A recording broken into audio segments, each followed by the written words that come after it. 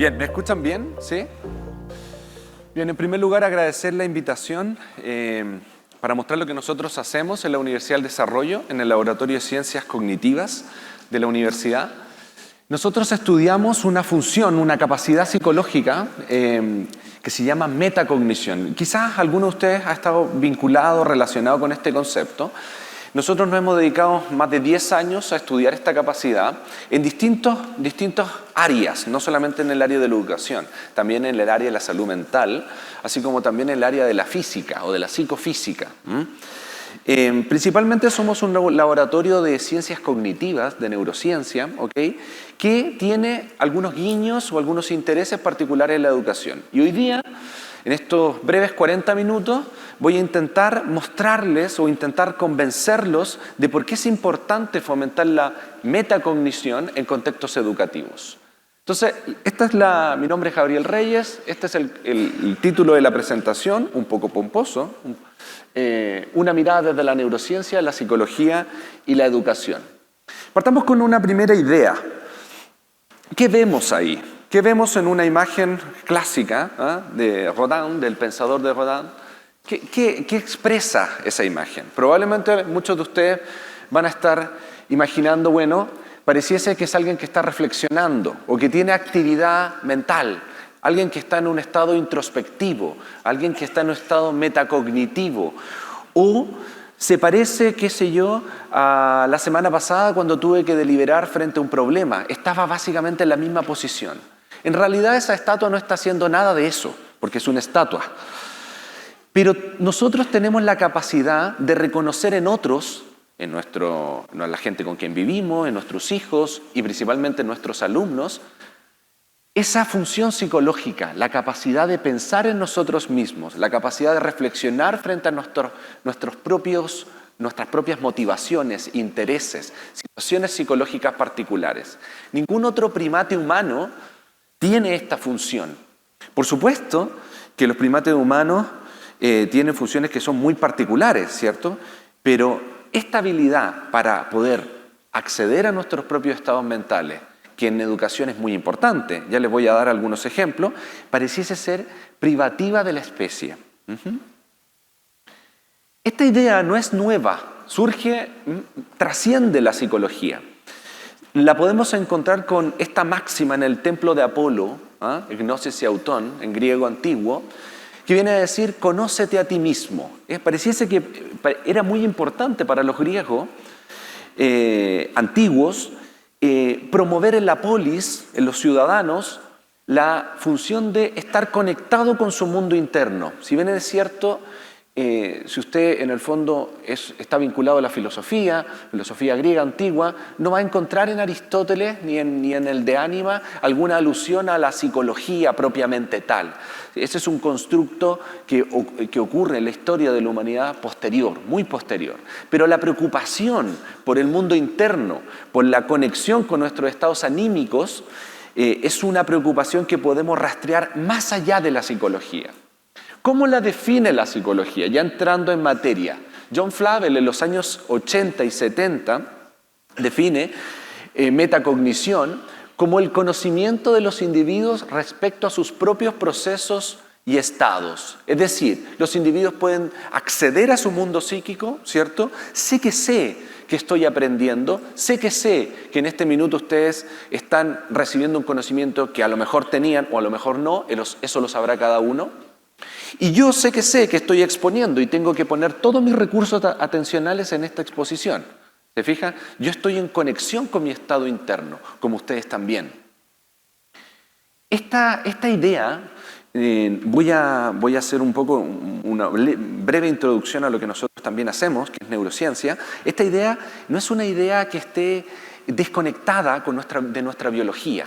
Existen muchos estudios de hace más de 30 años que conectan la corteza prefrontal, principalmente esta zona, corteza prefrontal dorsolateral. Este nombre es el único que les pido que vamos a retener por un minuto, corteza prefrontal dorsolateral, encargada del monitoreo de nuestros estados mentales. ¿Qué quiere decir eso? Que cuando y una condición médica o de salud, o una condición por alguna sustancia exógena, ¿cierto?, que altere el buen funcionamiento de esta corteza, la capacidad para reflexionar sobre mis propios estados internos disminuye.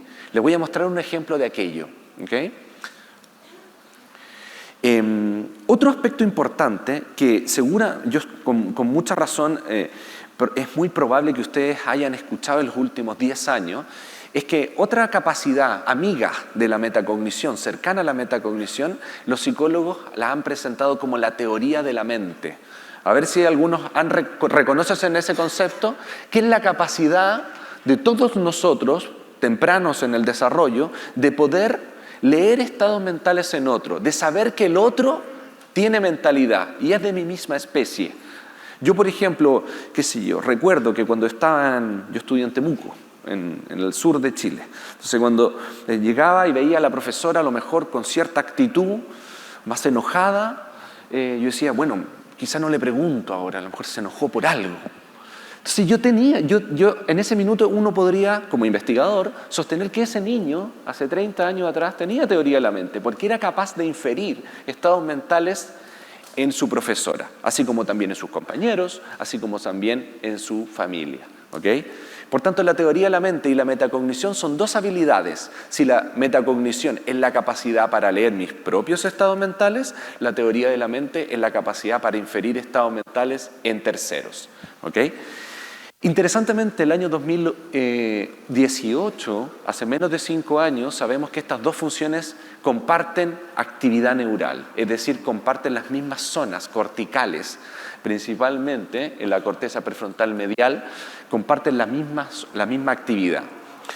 Hace un ratito atrás me encontré con una alumna de magíster que precisamente hizo una tesis en este estudio intentando disociar en población TEA si es que hay un déficit metacognitivo y un déficit en teoría de la mente. Súper interesante trabajo para que lo puedan seguir en la página del laboratorio. Ya les voy a dar las indicaciones. Entonces, en este contexto, nosotros por largos años nos dedicamos, más de 10 años, en conjunto con otras universidades, hay que mencionar a la Universidad Austral de Chile y a la Universidad de la Frontera, y la Sorbonne en París también, trabajamos la idea de que podíamos alterar la metacognición. Nosotros queremos manipular la metacognición de los individuos no porque seamos muy maquiavélicos, sino porque entendiendo cuál es el mecanismo a través del cual yo altero la metacognición, de manera negativa puedo inferir cómo funciona y de esa manera mejorar la metacognición de los estudiantes. Bueno, ¿qué es lo que hicimos? Básicamente es, como les comenté hace un par de diapositivas atrás, sabemos que la metacognición está vinculada a la actividad de la corteza prefrontal dorsolateral, un área de la corteza específica.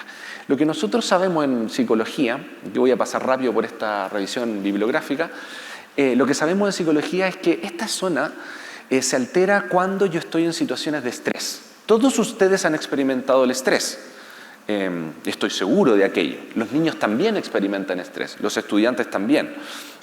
No solamente los estudiantes ya más grandes, ¿cierto?, en la universidad o cuando están a puertas de dar un examen importante en sus vidas, sino también los niños muy pequeños tienen estrés, por distintas razones, pero eso es estrés a su modo, ¿no? Este estrés tiene una manifestación biológica, fisiológica. Principalmente está asociado con la producción de cortisol, de glucocorticoides, en el fondo en el sistema, los cuales en ciertas cantidades son neurotóxicos y alteran principalmente el área que yo les mencioné, corteza prefrontal dorsolateral. Entonces, esto impulsó en el fondo un estudio en el cual nosotros propusimos la siguiente hipótesis. Y espero no aburrirlos. La siguiente hipótesis. Nosotros vamos a sostener, esta es una idea de Hartman en el año 2015, que la actividad que los estudiantes tienen en condiciones normales, ¿cierto?, principalmente no es una actividad que esté inundada de emocionalidad, es decir, es un sujeto cognitivo. El sujeto está atendiendo en la sala de clase sin ningún problema con sus funciones cognitivas en funcionamiento normal. Sin embargo, si hay un evento estresante, abrupto, que el individuo no esperaba, por ejemplo, la profesora dice, qué sé yo, que a mí me cargaba que me dijeran eso, prueba sorpresa. ¿Ustedes hacen eso? No hagan eso.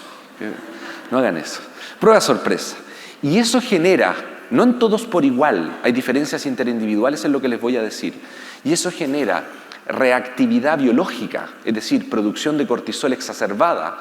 Por lo menos un 3% de esos estudiantes va a tener ese cambio. La actividad que está asociada a la línea azul, que viene a estar asociada al control ejecutivo, ¿cierto?, va a caer en la actividad metabólica del cerebro y va a pasar una actividad que representa la línea en rojo, la actividad emocional va a pasar a tomar preponderancia en el sistema cognitivo. Es decir, que cognición y emoción no es una historia de 50 y 50, de 50-50. Básicamente nosotros vivimos con una actividad metabólica asociada al mundo cognitivo y que rápidamente esta balanza, en el fondo, cambia cuando yo experimento estados emocionales. El organismo se prepara a la acción, libera cortisol, básicamente para preparar el sistema autónomo, ¿cierto?, para enfrentar el peligro. En el minuto que se prepara el organismo para la acción, disminuye la actividad en la corteza prefrontal dorsolateral y por tanto disminuye la capacidad metacognitiva. Esa fue la hipótesis que trabajamos por muchos años. ¿Qué es lo que encontramos? Precisamente en 2 experimentos independientes que efectivamente en estudiantes, bueno, esto es población normal, ¿cierto?, pero se puede extrapolar para contextos de aula, ¿no?, que la concentración de cortisol en saliva, el cortisol se puede medir en plasma, en pelo o en saliva, la concentración de cortisol de los individuos, en la medida que fuera más alta, las personas tenían menos capacidad metacognitiva. Entonces, ahí hay un reto importante. ¿Nuestros contextos educativos son contextos estresantes? Esa es una pregunta para ustedes y para alguien que haga un estudio de campo. Si el estrés es un elemento que tenemos instrumentos en educación para medir el estrés de los contextos educativos. ¿Hay diferencias individuales en la sensibilidad del estrés que tienen nuestros estudiantes? Todas esas son preguntas que son conceptuales, pero también experimentales que hay que desarrollar. En un segundo experimento, hace 3 años, replicamos este efecto, pero ya no generando estrés psicosocial, es decir, generando un estímulo estresante que el sujeto lo identifica, sino que lo replicamos con fármacos. Yo puedo activar el sistema del estrés a través de darle a una persona una pastilla de cortisol, básicamente hidrocortisona, ¿no? Inundo el sistema de estrés y la persona disminuye su capacidad metacognitiva. Lo que naturalmente ocurre en contextos de estrés natural, se puede imitar en contextos artificiales farmacológicos. Esa es una medida que era importante para nosotros realizar, porque no es necesario que la persona sepa que está bajo una condición de estrés. Lo único necesario que debe ocurrir para que la metacognición disminuya en este contexto es que la persona libere cortisol. Y esa liberación de cortisol puede estar asociada a una multiplicidad de fenómenos médicos, no solamente al estrés. Eso era importante, en el fondo, dejarlo asentado. Bueno, ¿qué pasa con el mundo de la educación? Giremos en torno al contexto de la educación. La educación principalmente ha ahondado en la metacognición a partir de un concepto fundamental, que es el aprendizaje, ¿no? Cómo la metacognición se vincula a los procesos de aprendizaje. Y aquí hay mucha literatura. Quiero destacar un profesor que yo tuve cuando estudié en París, ¿cierto?, el doctorado, Stanislas Dehaene, que va a sostener que hay 4 elementos en el fondo que son pilares del aprendizaje, donde uno de ellos es la metacognición. Y voy a hacer una mirada global y voy a descender por esa línea. El primero es que los profesores o la persona que esté vinculada al proceso de aprendizaje, que pueden ser también los padres, tienen que promover el control de la atención. La atención es una función psicológica que por supuesto se va a desarrollar naturalmente, pero que todos nosotros, en la medida que guiamos a otro en el proceso de adquirir conocimiento o información del entorno, podemos ayudar también a focalizar su atención. ¿Okay? ¿Qué significa eso? Bueno, como profesores o como padres, Destacar lo más importante, separar lo irrelevante de lo relevante, buscar estrategias que le permitan al estudiante identificar cuáles son mnemotecnias, por ejemplo, que le permitan en el fondo recursivamente ingresar esa información repetitivamente al sistema cognitivo, es decir, aprender en último término. La atención, si bien es cierto, si yo no la entreno, por conducto natural, por osmosis, por contacto con otros se va a desarrollar, pero no en todos los casos. Es decir, que hay casos donde es necesario la asistencia del profesor o la asistencia del cuidador. El segundo elemento importante que no parece estar, es novedoso, no para ustedes del mundo de la educación, pero sí para mí del mundo de la cognición, que el elemento del compromiso activo, de un contexto que genera un enganche afectivo con el proceso de aprendizaje, parece ser muy relevante. Es decir, como en una charla hace unos meses, también en un contexto de educación, alguien me decía, bueno, pero a veces esto es iatrogénico con el primer principio. Si yo en el fondo decoro la sala de clase para enganchar al alumno, resulta que el alumno se distrae completamente con toda la decoración que estoy haciendo. O algunos textos, por ejemplo, si son muy decorativos, muy vistosos, ¿okay? Lo único que generan es que el estudiante pierda la atención de lo importante. Bueno, esa ya es materia del campo de la educación, ¿no? Cómo generar un compromiso activo, motivar al estudiante, generar contextos llamativos para el estudiante, que el estudiante promueva, ¿cierto? Y que le permitan engancharse con lo que están aprendiendo sin alterar el proceso atencional. Y esto pasa por lo que dice ahí, ¿no? No solamente significa decorar, qué sé yo, la materia, sino también hacer que este conocimiento sea una información activa, que el estudiante pueda plantearse hipótesis, que el estudiante pueda saber para qué estoy estudiando lo que estoy estudiando. Este es el punto que más me interesa y en el fondo del cual nosotros nos hemos dedicado, el que plantea Stanislas Dehaene, es la detección del error. Es decir, que en el proceso de aprendizaje todos sean niños o sean adultos, necesitan un mecanismo que le indique cuándo se equivocan. Es decir, que le indique, que le muestre cuándo saben que saben y cuándo saben que no saben. El acto de levantar la mano, ustedes como profesores, entiendo que la mayoría está en el mundo de la docencia, ustedes como profesores, si alguien levanta la mano, pregunta, ¿sabe? No entiendo, ¿me puede volver a explicar? Eso denota, eso expresa una función psicológica operando subyacentemente. ¿Cuál función? Bueno, que el niño sabe que lo que está ahí en la pizarra no es lo que yo tengo como representación mental en mi sistema psíquico, ¿no? En mi psicología. Y que necesito la ayuda de otro, necesito gatillar un proceso de ayuda. ¿Ah? Y ese proceso de ayuda solamente es racionalmente comprendido por todos nosotros porque la persona tiene metacognición. El estudiante es capaz de determinar cuando sabe que sabe, pero también es capaz de determinar cuando sabe que no sabe. De hecho, no solamente es necesario fomentar esta habilidad en los estudiantes para que ellos pidan ayuda cuando no saben, sino también que se detengan cuando ya es suficiente, cuando ya han comprendido.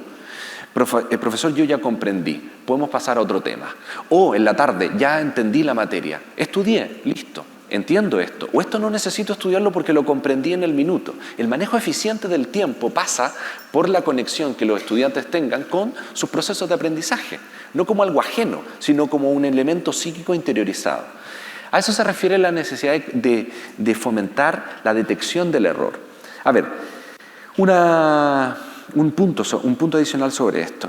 Nosotros todos, nuestros cerebros, todos detectan el error inmediatamente. Por ejemplo, yo venía manejando un poco atrasado a esta conferencia y me doy cuenta que pasó mal el cambio, por decirles algo, que esto es real. Entonces, inmediatamente suena el auto, la caja de cambio. Digo, chuta, algún día esta cuestión se va a romper. Suena esta caja de cambio y me doy cuenta que el error fue mío, porque hice un movimiento con mis pies, con el embriague, que fue un error. Inmediatamente mi cerebro detecta eso. Y la probabilidad de que yo vuelva a cometer ese error es más baja en el próximo ensayo, la próxima vez que tenga que pasar cambio, ¿no? Entonces lo mismo ocurre con los estudiantes. Si los estudiantes son capaces de detectar los momentos donde cometen el error, ¿cierto? La probabilidad de incurrir nuevamente en el error disminuye. Es eso lo que necesitamos, no que la persona no se equivoque. De hecho, la equivocación o el error es la instancia ideal del aprendizaje. Necesitamos fomentar los procesos de reconocimiento o toma de conciencia del error para que de ahí, en el fondo, disminuya la probabilidad de incurrir nuevamente en ello. El último elemento que me parece interesante para dar una exposición completa es la consolidación. Sabemos en psicología cognitiva y en neurociencia que el aprendizaje necesita del proceso némico, ¿no? De la consolidación némica. ¿Qué quiere decir esto? Quiere decir que existen mecanismos de repetición, por ejemplo, ya lo dicen los psicólogos de los años 60, 70, a partir de la repetición, por ejemplo, o a través de la asociación fonológica de los contenidos aprendidos. Okay. De eso ustedes ya saben bastante.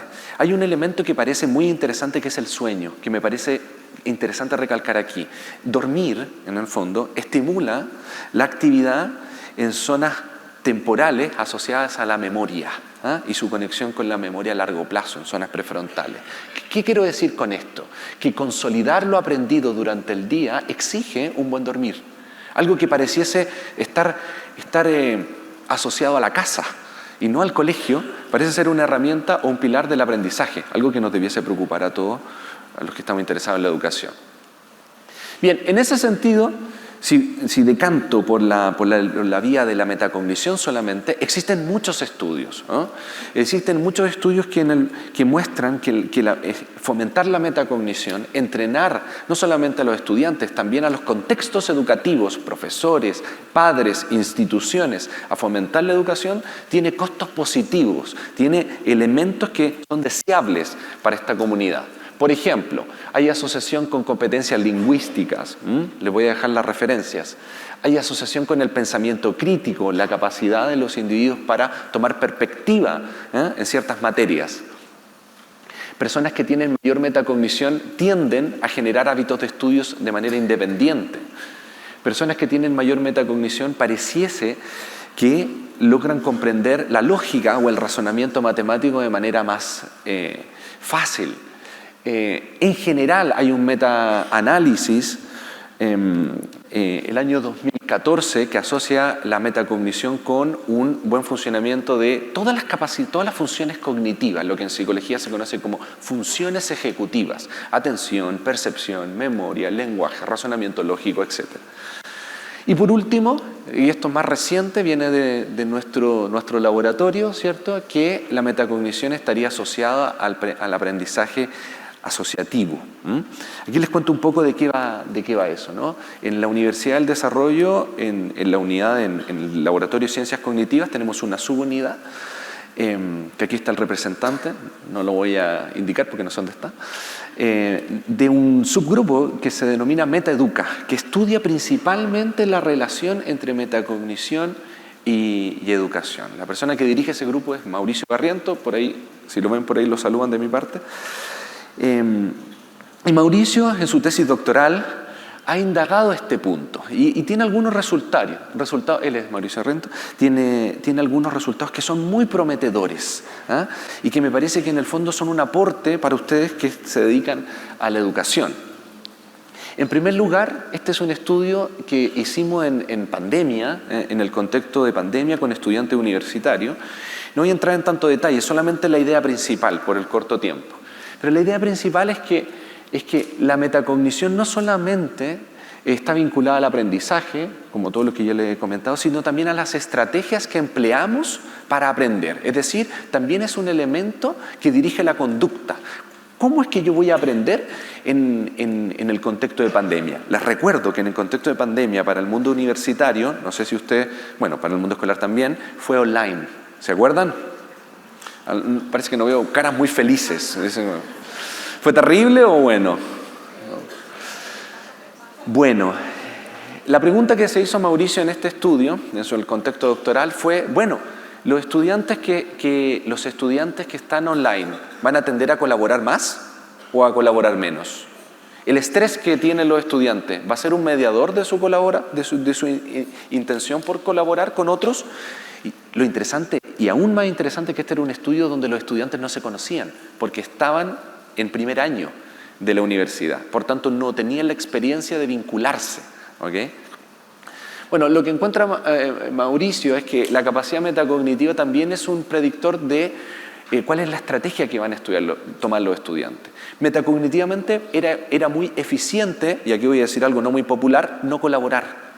¿Por qué? Porque no conozco con quién me voy a vincular. Porque no sé si el otro va a ser un elemento que va a colaborar, va a contribuir a mi aprendizaje. Y lo que encontramos es una asociación que no esperábamos. Es decir, que la metacognición predice la no colaboración en contextos de estrés. Es decir, si se repite un contexto de estrés, llámese pandemia, llámese estallido social o lo que sea, ustedes pónganle el nombre, donde los sujetos tienen que tomar posición frente a eso, lo que encuentra Mauricio es que los sujetos que presentan más metacognición van a tender a ser más juiciosos del contexto y a tomar perspectiva. ¿Me siguen? Eso es súper interesante, súper interesante. ¿Sí? ¿Les parece interesante? Para mí es interesante, no sé si para ustedes es interesante. ¿Sí? Un segundo estudio, este es más reciente, no lo van a encontrar porque, bueno, el primero está publicado abierto en internet, así que lo pueden encontrar, leer sin ningún problema, yo se los puedo dejar la referencia. Este no, pero es un segundo estudio donde Mauricio asocia dos conceptos. El concepto de metacognición, la capacidad de saber que sé que sé y sé que no sé en estudiante universitario, ¿cierto? Con el concepto de pedir ayuda. Ask for help. A eso se refiere esa abreviatura, ¿no? Ask for help. El hecho de decir, ¿sabe qué? No entiendo. Y lo que encuentra Mauricio es que la asociación entre aprendizaje y metacognición, en el fondo, se da en contextos donde los sujetos no piden ayuda. Es decir, si yo sé que sé, no necesito pedir ayuda. Pedir ayuda por pedir, en el fondo, puede ser un contexto que es disruptivo. Pero si yo entiendo la materia, el profesor es una fuente de información que yo, en el fondo, entiendo lo que me está explicando, no necesito pedir ayuda. En cambio, las personas que tienden a pedir ayuda, las personas que sí tienden a pedir ayuda, pareciese que la asociación entre metacognición y aprendizaje es más débil. Es decir, que habían dos mecanismos, y esta es un poco la hipótesis, ¿no? Habían dos mecanismos, personas que en el fondo saben que saben y no necesitan pedir ayuda, y otras personas que tienen, quizás, esta es una hipótesis de trabajo, menos metacognición, naturalmente, ¿ok? Y que necesitan el pedir ayuda como un mecanismo compensatorio. Entonces, fomentar que los estudiantes pidan ayuda es una buena idea. ¿Por qué?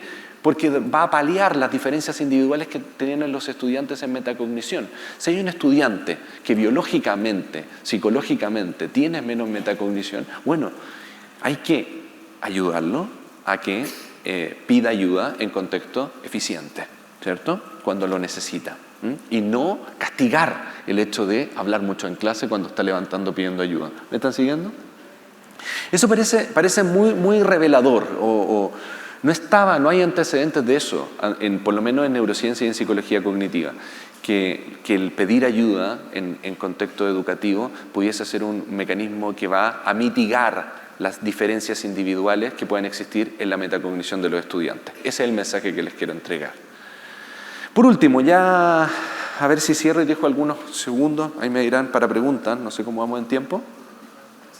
13, súper bien. Entonces yo creo que me alcanzará un minutito para una o dos preguntas.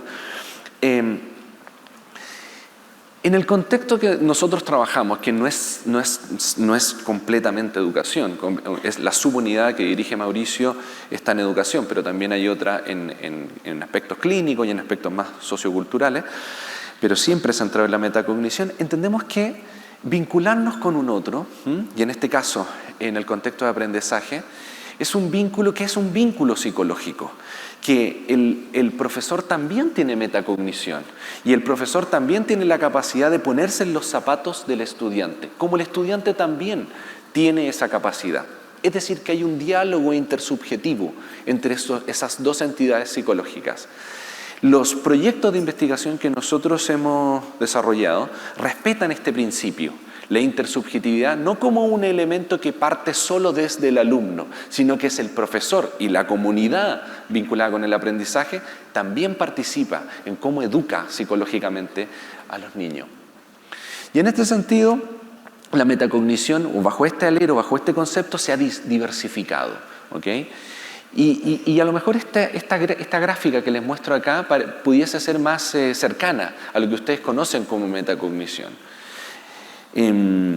Mauricio está haciendo muchos esfuerzos para intentar, en el fondo, mostrar cómo este abanico de conceptos vinculado a la metacognición puede llevarse a la práctica en instrumentos concretos, donde ustedes puedan aplicar y evaluar distintos aspectos de la metacognición en sus estudiantes. Solo por mencionar algunos.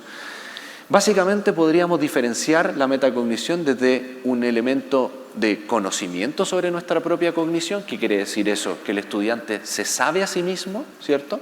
Pero también llamamos metacognición a la capacidad de regular estos estados, ¿ok? Es decir, que el conocimiento que yo tengo de mí mismo solamente me va a servir para algo si yo también tengo esta capacidad de regularme de manera psicológica, ¿ok? Si bien es cierto, esto es un comienzo, un buen comienzo, pero ya hay luces de que, o al menos espero haberle dado algunas intuiciones de por qué es bueno o por qué es una buena idea entrenar los aspectos metacognitivos. Bien, muchas gracias. Tengo que agradecer al contexto que participan. Gracias.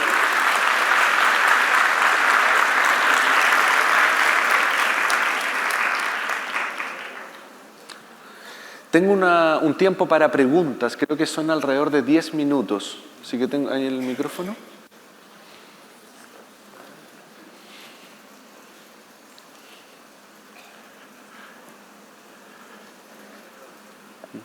Sí, sí.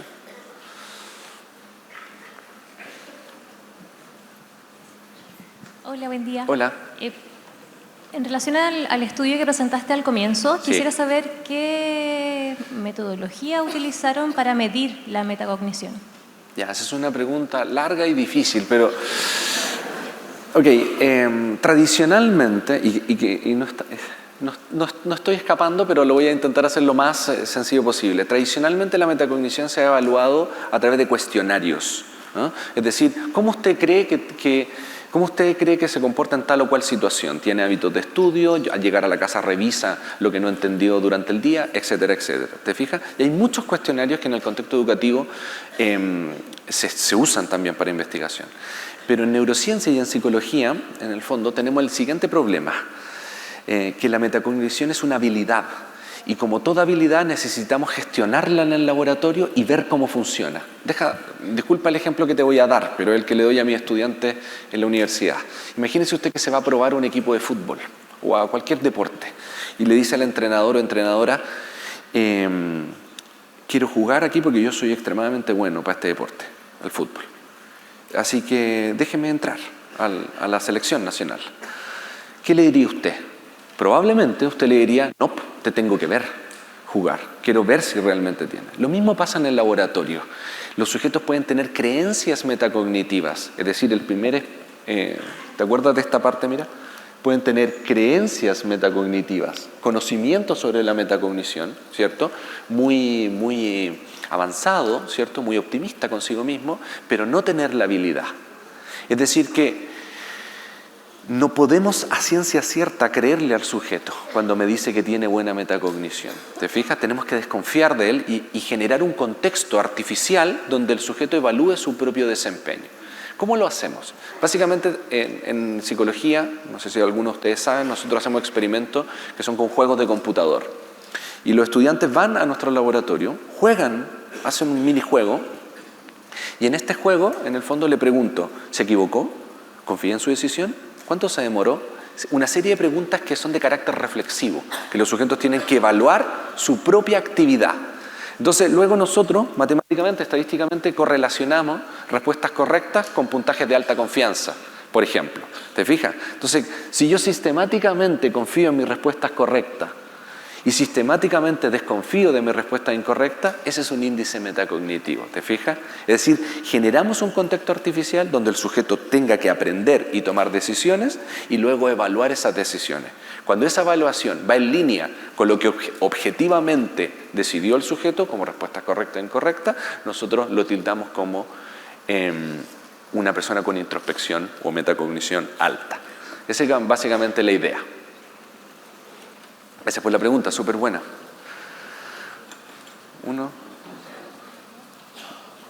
5 minutos, así que ¿Aló? voy a intentar ser rápido. ¿Hablo? No. Sí. Hola. Acá. Acá. Acá. Hola, buenos días. Dime, hola. Tengo 2 preguntas. Uno, si la metacognición es dependiente del contexto y si la persona maneja el contexto o no. Y la otra es, ¿cómo se puede desarrollar la metacognición en la sala de clases? Ya, mira. En principio, la habilidad pura, metacognitiva, es como la percepción visual. Si yo, por ejemplo, que ocupo lentes, en el fondo, un día digo, ¿sabes qué? Me aburrí de los lentes. Me voy a sacar los lentes y voy a empezar a mirar aquí y voy a lograr mejorar mi visión solamente por sistemáticamente mirar un punto fijo. Evidentemente que no lo voy a lograr. Es decir, que toda la evidencia muestra, y aquí voy a ser impopular con lo que les voy a decir, que la habilidad psicológica pura, en el fondo, es muy complejo de entrenar. Parece que sigue una senda de desarrollo particular. Hay factores genéticos asociados, hay factores culturales asociados, pero que sigue una senda de desarrollo muy difícil de entrenar. Ahora, esa no es una noticia muy lapidaria, porque yo puedo entrenar el contexto en el surgimiento de la metacognición. ¿Qué te quiero decir con esto? Por ejemplo, hay factores que la van a embotar, que van a hacer que esta metacognición disminuya. El estrés en la casa, los contextos ruidosos, por ejemplo, interpersonales. Por ejemplo, se observan fluctuaciones muy grandes de la metacognición durante la adolescencia. ¿Te fijas? Situaciones, por ejemplo, donde se inhibe a los alumnos a preguntar, por ejemplo. El alumno empieza a desconfiar de sus procesos psíquico, ¿te fijas? Entonces hay una serie de factores que son concomitantes, que están asociados al buen desarrollo de la metacognición. Pero la metacognición en sí misma se desconoce científicamente si puede ser entrenable. Sí puedo mejorar, deja darte una metáfora, sí puedo mejorar, no puedo mejorar la velocidad con la cual mi auto va a Viña, pero sí puedo mejorar la carretera. ¿Te fijas? Y hacer que la conducción y la velocidad quizás aumente, pero no porque mi auto anda más rápido, sino porque la vía es más expedita. ¿Sí? Aquí había otra pregunta.